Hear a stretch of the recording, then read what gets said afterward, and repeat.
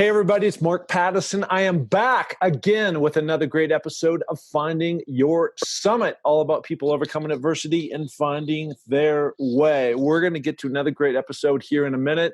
But before we get going and get rolling, I want to just remind everybody that they can go and check out my pursuits. I've got Mount Everest coming up. I leave March 30th. If you want to find out more about that, you can do so at markpattisonnfl.com. And I will have a link from Garmin that you can actually follow me up and down the mountain. And also something I've just launched at the beginning of the year. My daughter has epilepsy, so we started something called Emilia's Everest. And so we've been on this fundraising campaign through a big event the other night here in Sun Valley. And our goal is to reach and raise $29,029. And we are well on our way to doing that. Our hope is one day, through awareness and dollars, that she will overcome her Everest, her mountain, and be cured of seizures, which she has every day. So again, you can find that link through markpattisonnfl.com. And finally, if you would, please go tell your friends about the podcast, number one.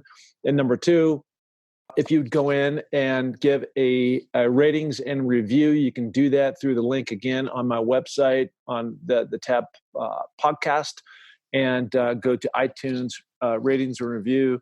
I don't really care about being popular necessarily, but popularity does have something to do with exposure and exposure to all these wonderful and amazing people that are doing incredible things, like my guest I have on today. So let me start off with this quote, and then we're going to get into it. If you remain calm in the midst of great chaos, it is the surest guarantee that it will eventually subside. That was by the great actress Julie Andrews. And today I have on the podcast Jack Kavanagh, all the way just outside Dublin, Ireland, which I've been to. Jack, how you doing? I am great, and thanks so much for having me today. I'm delighted to be here. Yeah, look, I wanted to throw that quote out because it talks about in the midst of chaos that things will subside. In your life, that is exactly what happened. You're a young lad, as they say, over in Ireland, in Scotland. And why don't we go back to the day that your life changed in a very significant way, and then we'll kind of move from there. Yeah, well, I think it's maybe before the event itself, it might be useful to give your audience a bit of context about my life a little bit before that, because I was just coming through my teenage years at this stage, and like all of us who've gone through those years, I had gone through the questioning that you do and trying to understand your sense of identity and how you fit in. I was a very athletic guy. I played a lot of rugby. I did a lot of running. I was incredibly passionate about water sports and adventure sports. And it was a period where you push out against the limits of your own comfort zone and your family and your teachers and coaches. And as I did that, I started to come up with a good sense of who I was and good answers to those questions. Age 19, that summer, I had finished my first year in college. I was studying pharmacy in Trinity. I'd always been interested in the intersection between health and people, and how do you allow people to thrive. And just before I went back into my second year of college, I was finishing up a season having worked as a windsurfing instructor in the west of Ireland. And I went away on holidays with some of my best mates. And on the first day, as I'd done so many times that summer, and that day as well, I ran down the beach.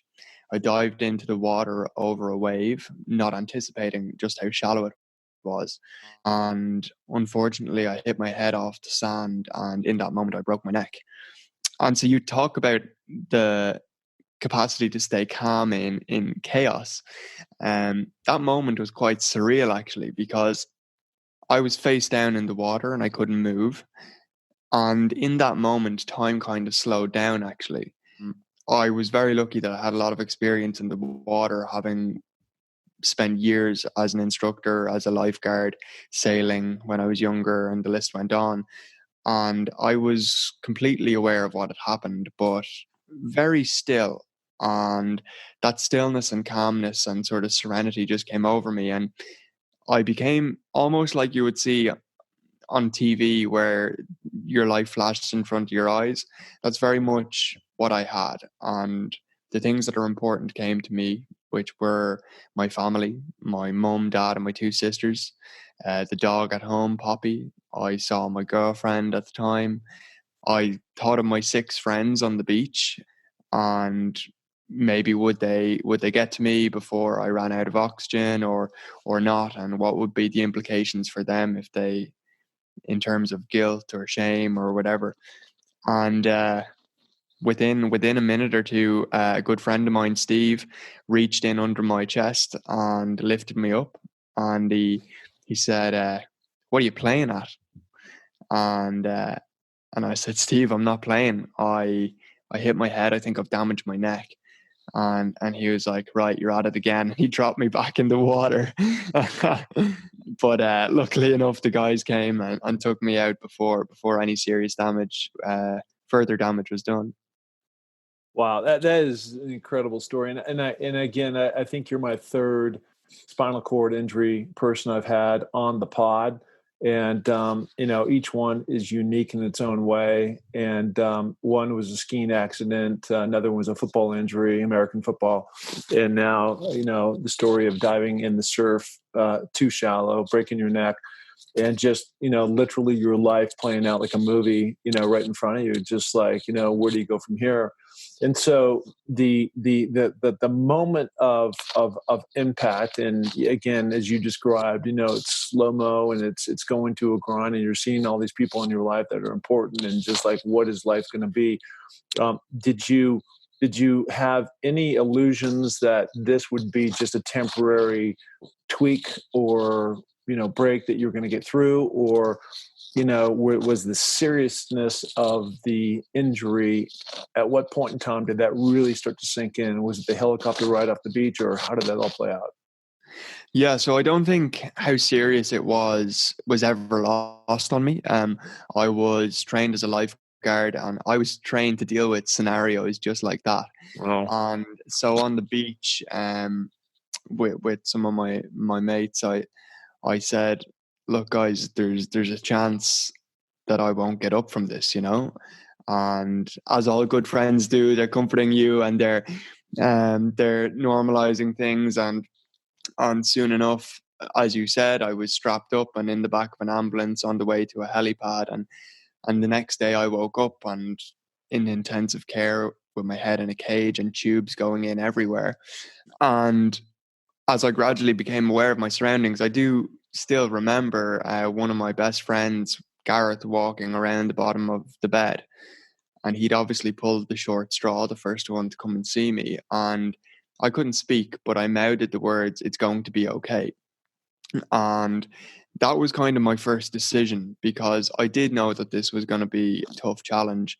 But I suppose I was very lucky that I had a strong sense of sort of tenacity from before my injury that maybe I learned through sports. It might have partly been through my rearing or whatever, but it was a willingness to show up and face the hard things. And that was the decision I made, and that was my first decision. And I can remember, I know you have a pedigree, an NFL pedigree. I remember a couple of days later, being on the meds, on the pain meds at the time, because I couldn't move anything below my neck and I couldn't speak because I was on a ventilator.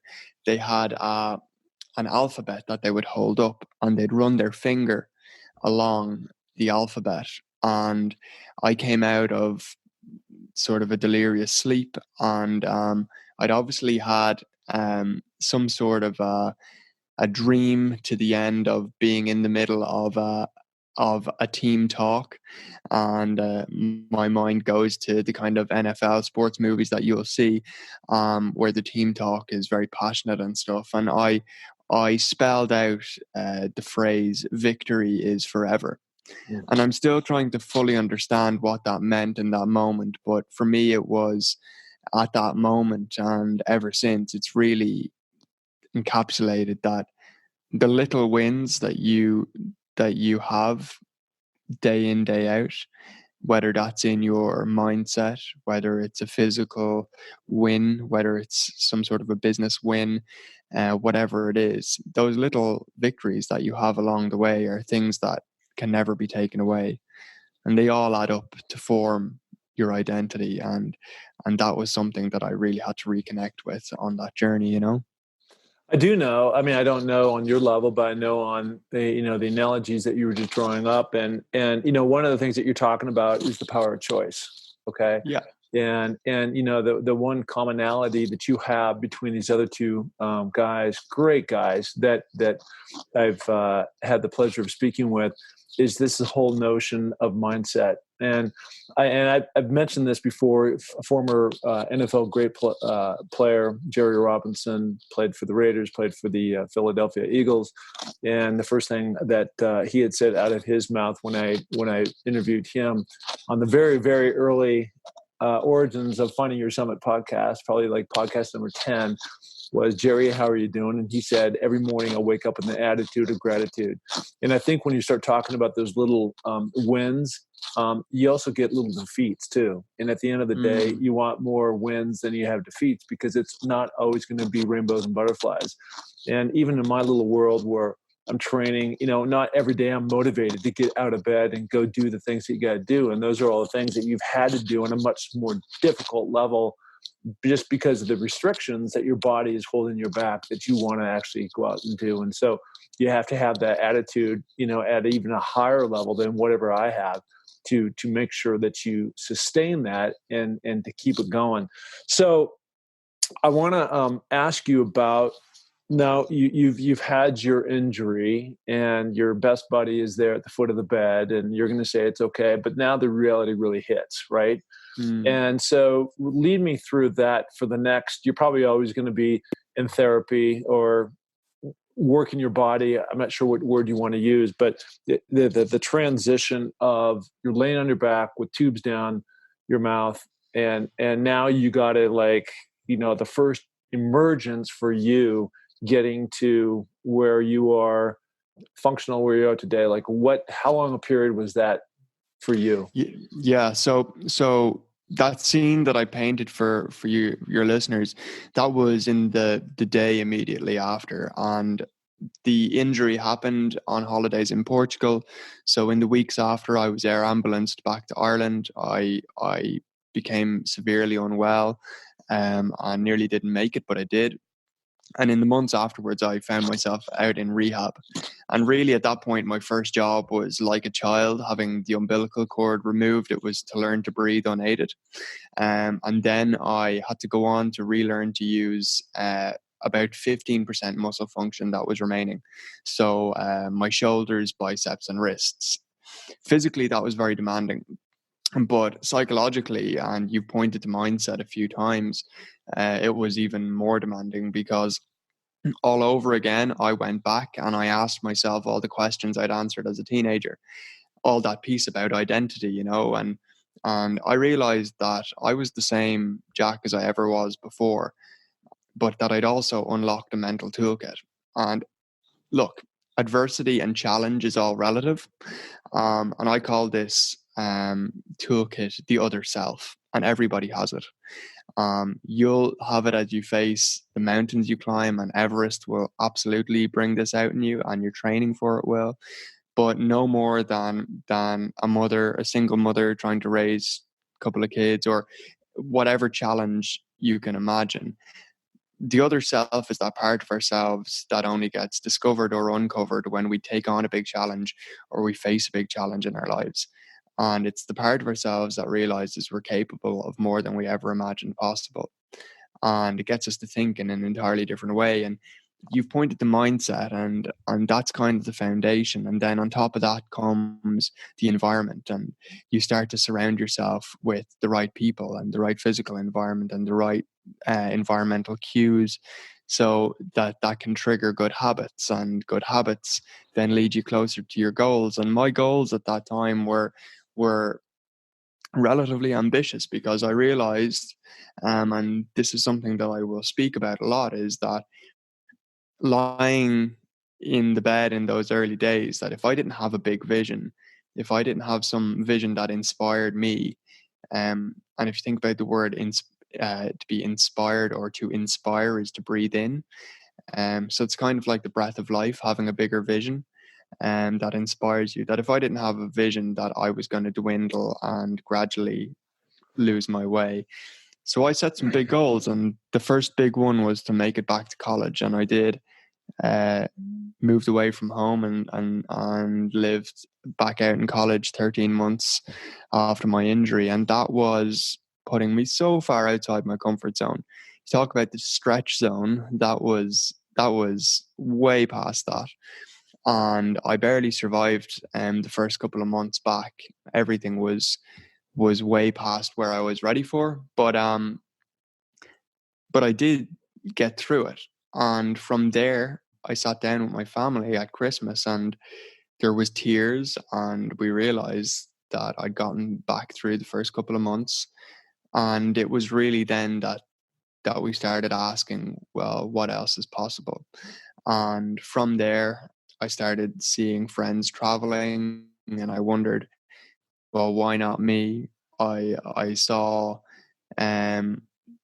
people going and doing crazy things like skydives and whitewater rafting, and having been wrapped up in bubble wrap in rehab. A big thing for me to communicate to people outside was, hold on, I've left the rehab now. I'm no longer a patient, and I'm a person again.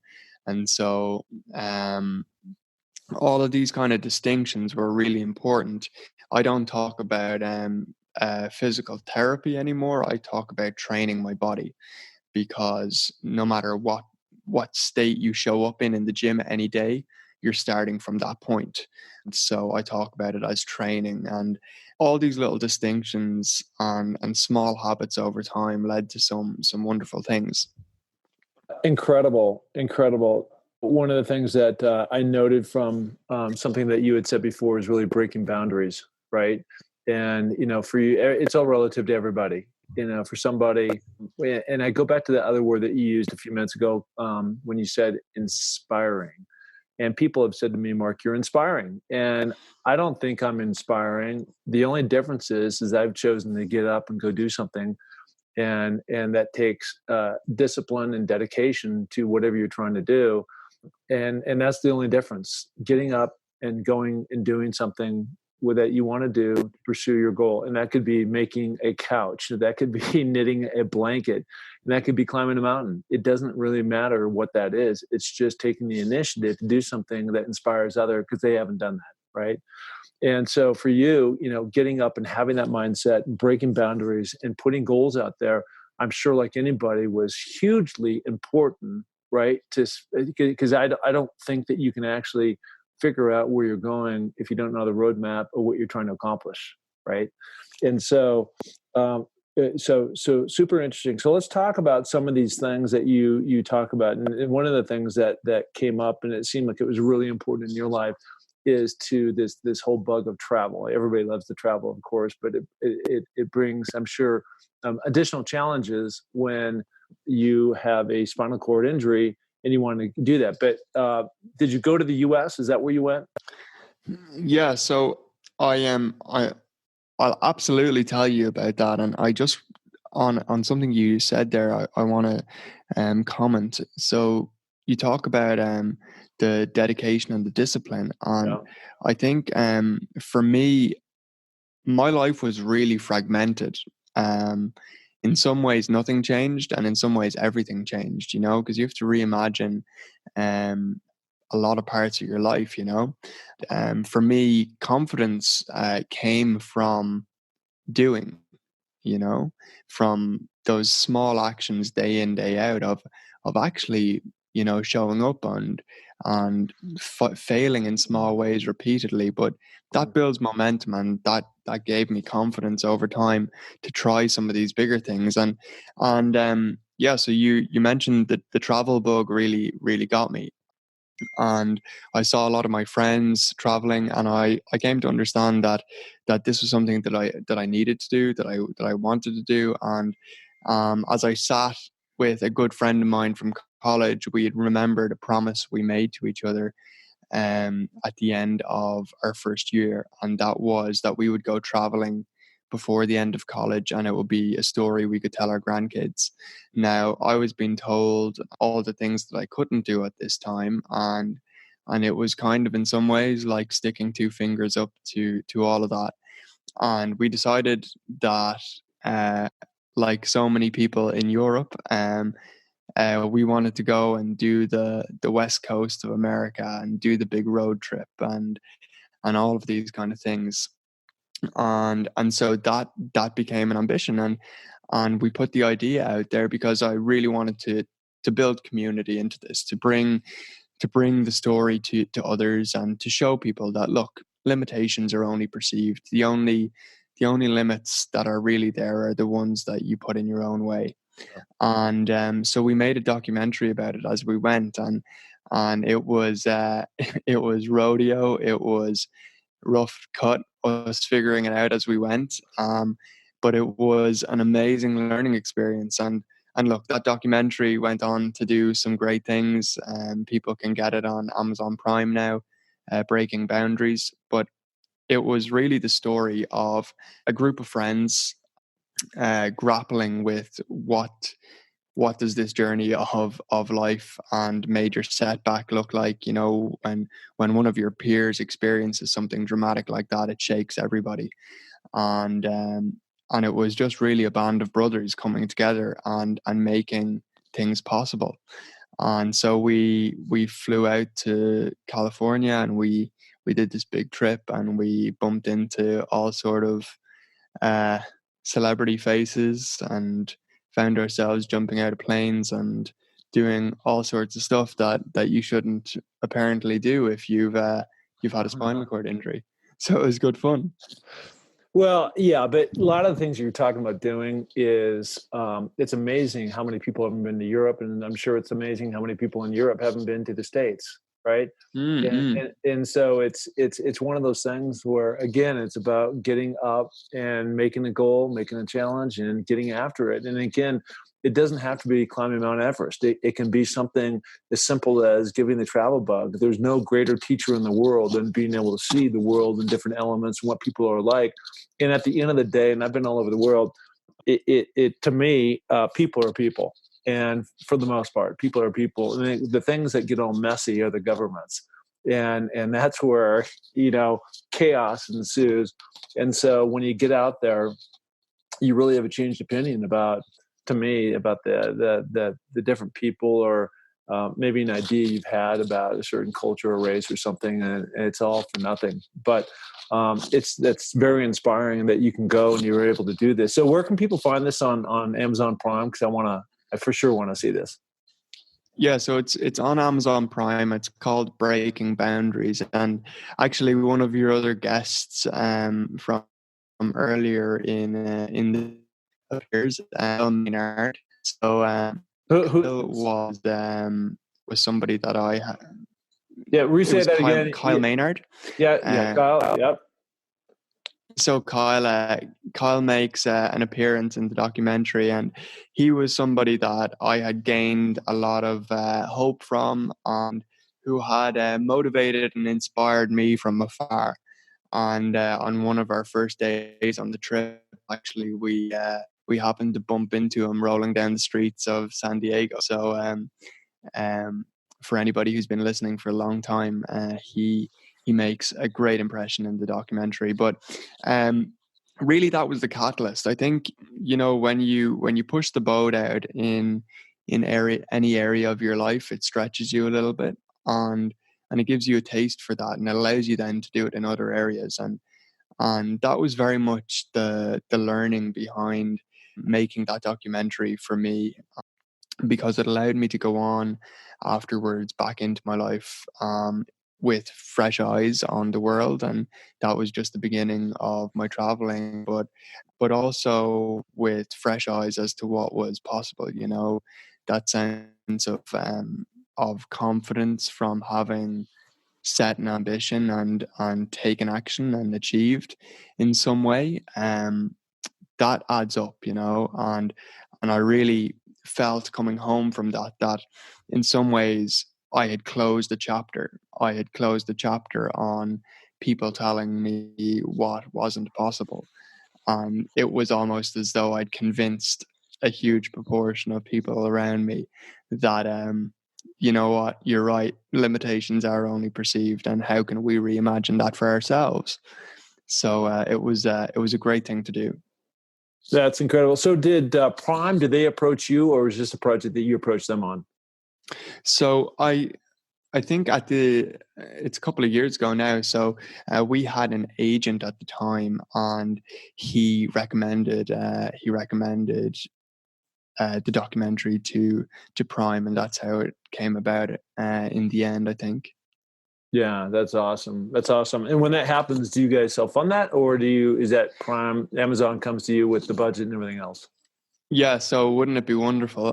The way we did it was, as I said, it was pretty run and gun. I threw up a GoFundMe page when I came home, very inspired from meeting up with the guys and coming up with this concept. And all of a sudden, we had a couple of thousand raised. People were really inspired by the idea, and we recognized, wow, in some ways, now we have to go and do this thing, a bit of positive social pressure, but also that it wasn't going to be enough. And so I went out, if we wanted to do it properly, and so I went out and raised some money privately as well, pitched a couple of different people around Ireland, and we raised enough to go out and do it. And we did all the post-production ourselves. An amazingly talented friend of mine, Liam Tangney, he's producing over in Toronto now, actually, but he filmed and did a lot of the editing. We had another friend, Dan Flanagan, who's working with NBC in New York now, and so we had a good team of guys involved with it. Ran the whole marketing campaign ourselves, and we got some of the biggest viewerships for the channel that we launched it on in Ireland. So it was good fun. Yeah, no, I love that. And going back to your story really quickly, I just want the listener, just because Kyle was on about episode 20, but I had seen, I ran into Kyle. I was on a mountain in Argentina called Aconcagua, and we're up at about, 21,000 feet on summit day.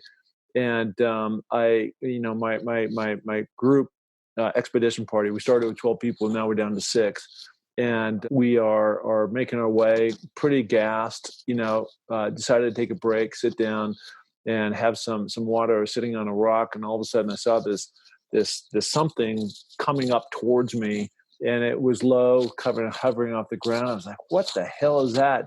And as it gets closer and closer, it turns out to be Kyle. And Kyle Menard is somebody who was born with basically no arms or legs. So they're cut off at his elbows and his knees. Yeah. Yep. And he like crawls up to me, and I'm like, hey. And he was like, what's up, dude? And we had a great chat, for a quick chat. And then I actually saw him on the other side of the mountain. He had summited. He was with 2 or 3 other guys who were helping him with that, but he was doing all the work himself. And I just couldn't imagine, like, number one, him doing that. And number two, I went back to, like, half our party couldn't make it, right? They didn't have a variety of things. They weren't, their chemistry wasn't right. They had to train right and everything else. And here you have somebody crawling up a mountain at 23,000 feet, and he actually pulled it off. And I was just blown away. And, again, kind of like you, imagining possibilities and breaking boundaries and going to places you never thought were possible. For him, that mindset of just is not going to lose, can do anything. And just because it's a little harder doesn't mean he can't do it. And it's really inspiring. And it was really cool to have him on the pod. Yeah, he's a great guy. And I can imagine he just doesn't give up. He just keeps on trucking, one step at a time. So as you go forward, I want to make sure I throw this in there, because I feel very fortunate and lucky to actually be talking to you here, to one of the 50 most incredible people who are shaping modern Ireland. That's you? Yeah, well, It's on the list anyway. I know there's probably some kings and queens on there, but that's really amazing that you're able to make that. And now you've also transitioned a little bit. You've got a TEDx thing, one or two of those that you've done. That's awesome. So like as you point your way out there, I mean, you obviously in the great country of Ireland, you are making an impact.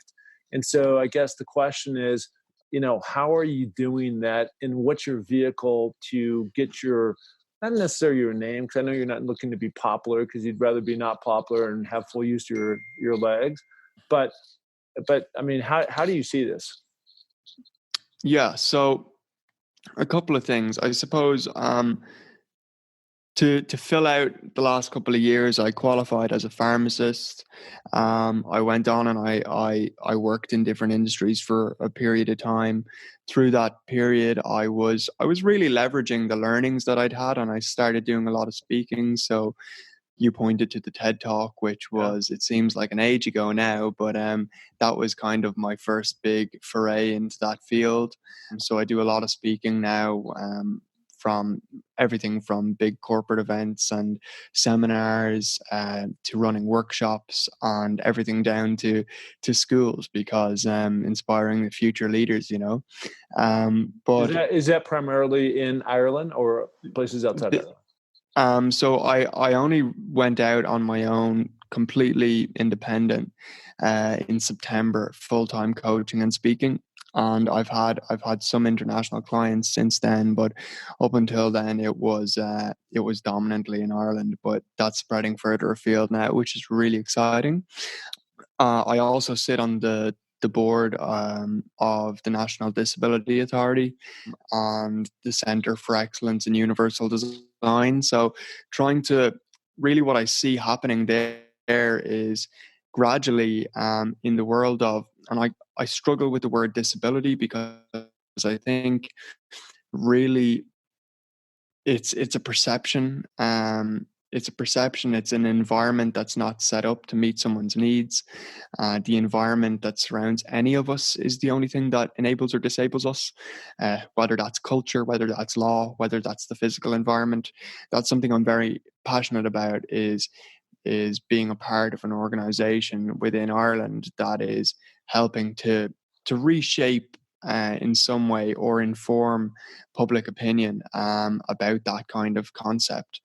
And as we see around the world, the playing field being leveled for people of all perceived ability or disability, where we're really seeing an emergence of leaders, the likes of Kyle and some of maybe the other guys that you've had on that have sustained injuries or who've grown up with perceived disabilities, and they think in a different way because they've been forced to. That's valuable in a society that is only now beginning to understand what it means to truly embrace diversity in all its forms and the benefits that come from that.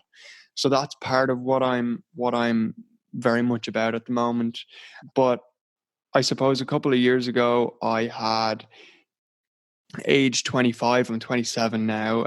Age 25, I'd kind of hit a lot of the benchmarks that are recognized as societal success.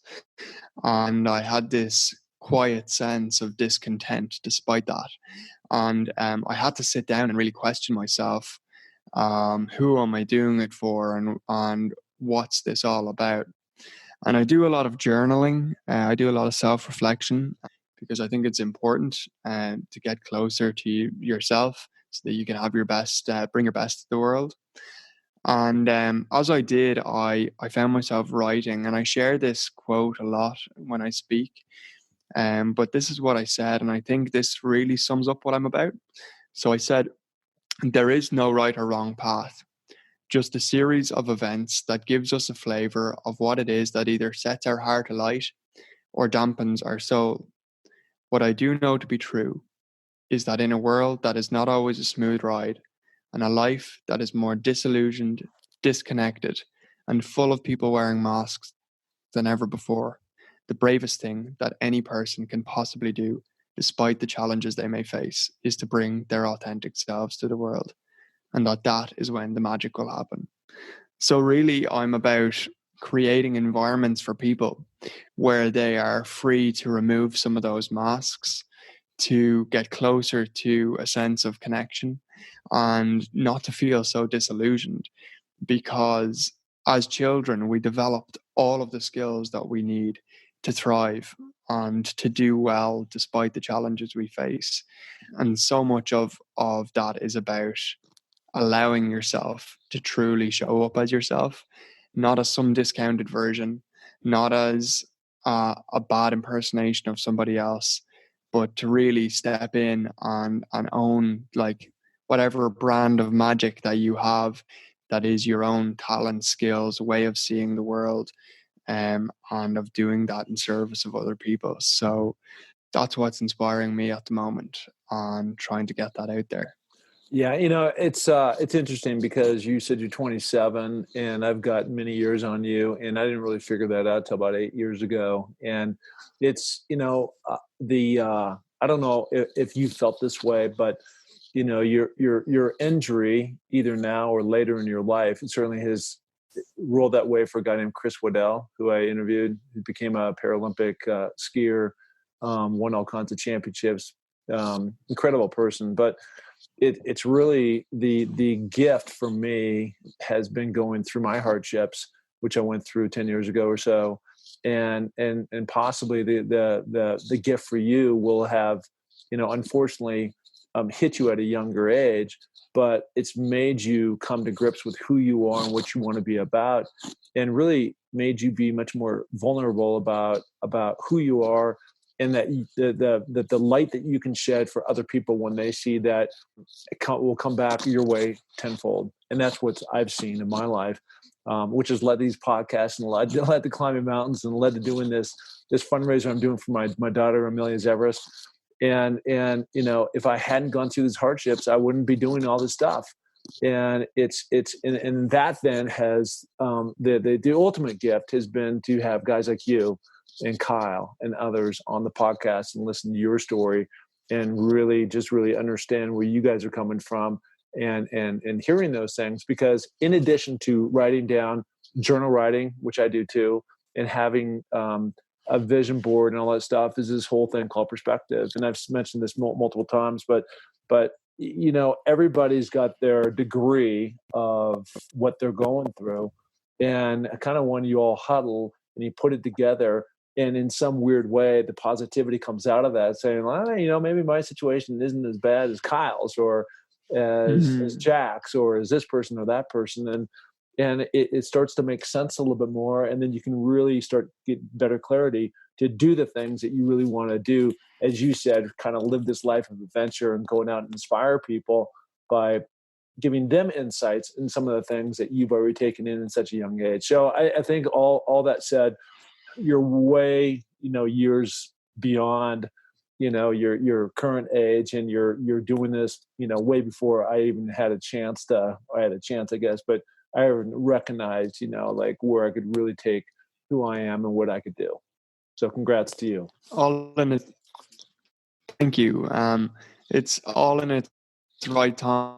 And things that I a couple of years ago, somebody asked me to distill down my 3 biggest learnings. And my first one is everybody has their shit. It's just boxed in different ways. Yeah. And you essentially said that there. It's like going down the street, my shit or my challenge is quite obvious, but I don't see that Mary across the road is barely got out the door because she's facing crippling anxiety, that somebody else is struggling with their sexual identity, that another person is facing hard times financially or got a bad diagnosis or whatever it is. And the list goes on and on and on. And the reality is that when you come to understand that at some point everybody faces a challenge in some part of their life, that it's all relative, it actually is it levels the playing field. It doesn't make you feel so special when your challenge arrives, but it also gives you a far greater level of empathy for humanity in general when you do face your challenge, and it's inevitable that we do, and it's how we respond to it that is ultimately the catalyst for growth, or not. Do you stay remaining in sort of a bitter cycle of why me, or can you switch your perspective, as you used that word a couple of minutes ago, to say, well, why not me? And how can I leverage this? And how can I learn from this? And how can I create opportunity or fresh insight? And how can I become a better person because of or in spite of this? Love all that. Jack Kavanagh, you have not become a victim. You've become a warrior, and that's really what has defined you. And that will really, clear the path for you as you go forward in your life and the different things that you're going to do. So where can people find you, Jack? So people can find me on all the online platforms. My handle is at Jack Kavanagh IRL. Now, when you read that, it might look like Jack Kavanagh girl, but I can assure you that's not the case. So it's Jack Kavanagh IRL for Ireland or in real life. You can also get me at jack-kavanagh.com. And I'd love to hear from you. If anything that I had to say resonated, drop me a message, and I would love to hear from you. No, that's awesome. That's awesome. Well, listen, I absolutely appreciate you coming on. You're an inspiration. You're beyond your years. Keep doing what you got to do, and just take this conversation that we had and keep, spreading your love and your magic around the world. And you're going to inspire a lot of people to do great things as well. Well, thank you very much. Cheers. All right. Cheers. Bye-bye.